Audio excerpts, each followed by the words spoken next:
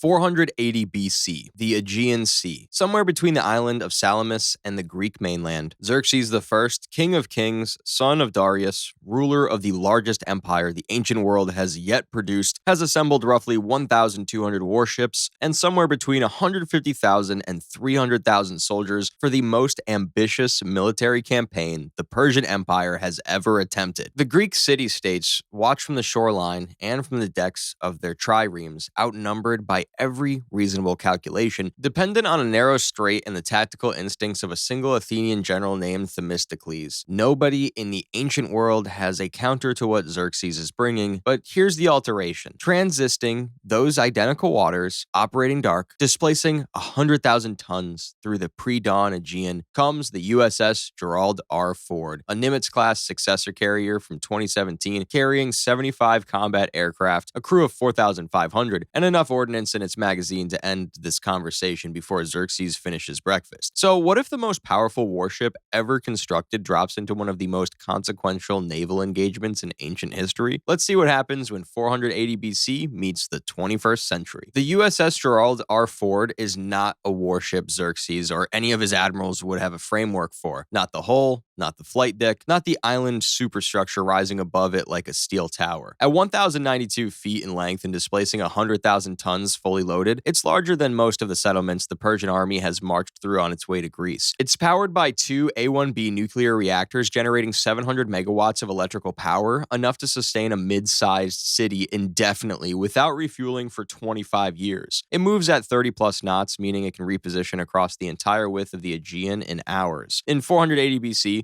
where the fastest vessel on the water is a Greek trireme pulled by 170 oarsmen at perhaps 7 knots, the Ford doesn't move like a ship, it moves like weather. What it carries makes the scale almost secondary. The air wing aboard the Gerald R. Ford class carrier in full combat configuration includes FA-18E and FA-18F Super Hornets with a combat radius exceeding 400 nautical miles, carrying a mixture of AIM-120 AMRAAM air-to-air missiles, AGM-84 Harpoon anti-ship missiles, and JDAM precision-guided munitions. EA-18G Growlers handle electronic warfare. E-2D Advanced Hawkeyes provide airborne early warning, tracking surface contacts and aerial threats across hundreds of miles simultaneously. Layered over the flight deck, the ship's own defensive systems include RIM-162 Evolved Sea Sparrow missiles, rolling airframe missiles, and 2 Phalanx close-in weapons systems capable of firing 4,500 rounds per minute against anything that gets through everything else. In 480 BC, the Ford isn't just the most dangerous vessel on the Aegean, it's the most dangerous object on the planet. But Xerxes didn't build a 1,200 ship invasion fleet by being careless. The Persian Navy at Salamis is the product of decades of imperial expansion, drawing on Phoenician shipbuilders who are among the finest in the ancient world, Egyptian oarsmen with deep water experience, and Ionian Greeks who know these waters better than anyone. The Persian trireme is a sophisticated, purpose-built warship. It's fast, maneuverable, and crewed by men who have drilled specifically for ramming engagements at speed in open water. The Persian commanders have tactical doctrine, battle experience, and the institutional confidence of an empire that has absorbed everything the ancient world has thrown at it, but it matters because it shapes how this engagement unfolds. The battle begins well before sunrise. The Ford holds position 40 miles west of Salamis, running its AN/SPS-48 air search radar in full active mode, painting a complete picture of the Persian fleet across the entire strait. The E-2D Hawkeye, already airborne, circling at 25,000 feet, feeds a continuous tactical picture to the Combat Information Center below. Every Persian vessel in the Aegean appears on the display. 1,200 contacts, labeled, tracked, assigned priority codes.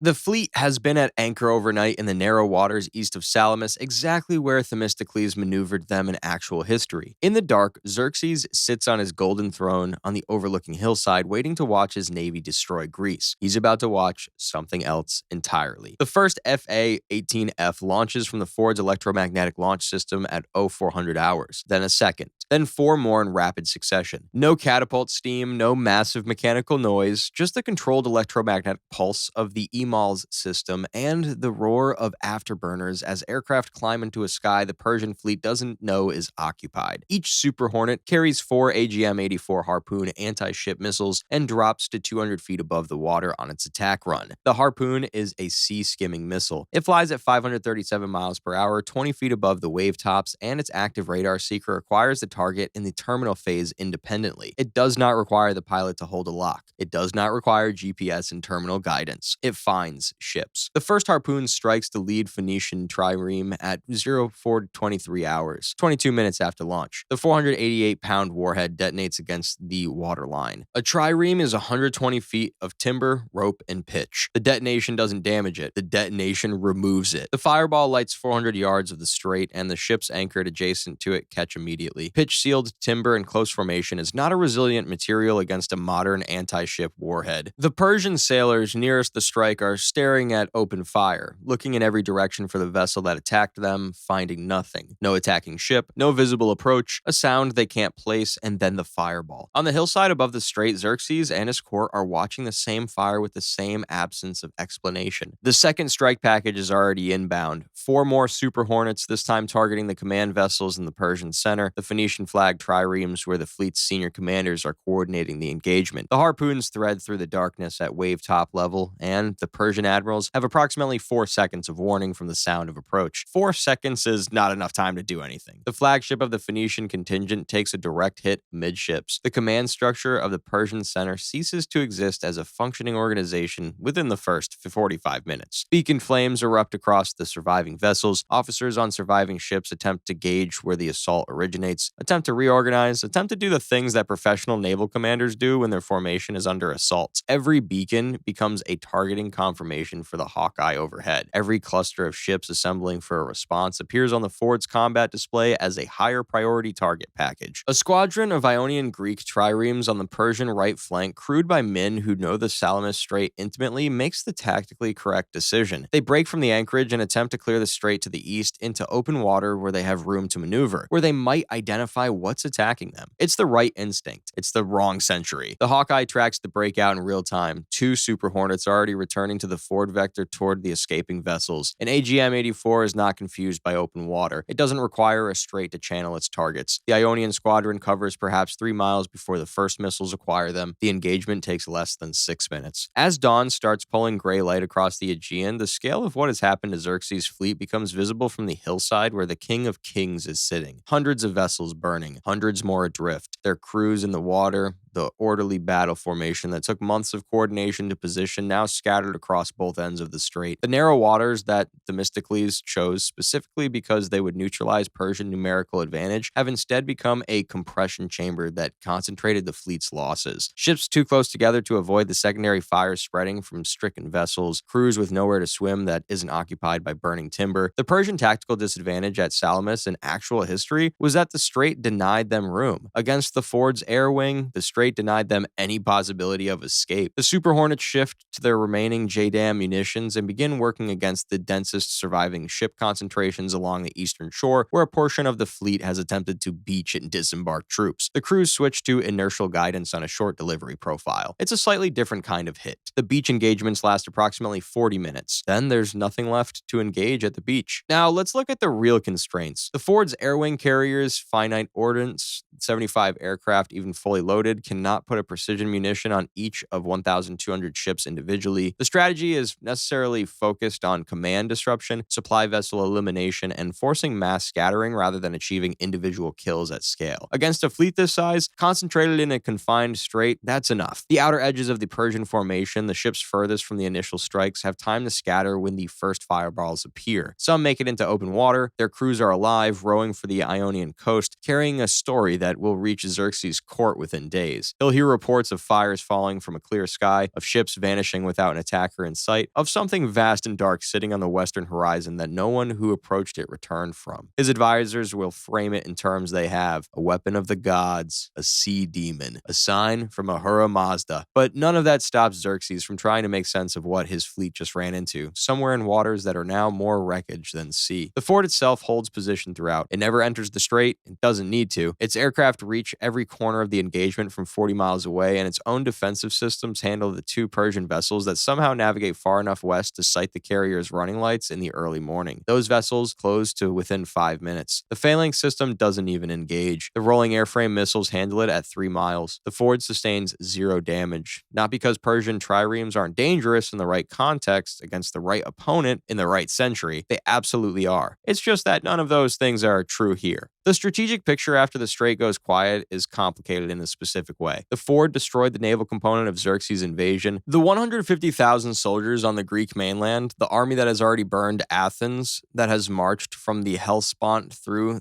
Thessaly and into Attica, that army is still there. Still operational, still fed by a logistics chain, the air wing began dismantling when it targeted the supply fleet, but not yet broken. The Ford can continue air operations over the mainland. Its Super Hornets can reach any point in Greece from their current position. Whether the crew does that, whether there's a political decision behind it, or simply a tactical one, determines what Greece looks like when this is finished. The naval war at Salamis is settled before the sun is fully up. Everything that comes after it is a different question, and one the Ford's combat systems weren't specifically built to answer.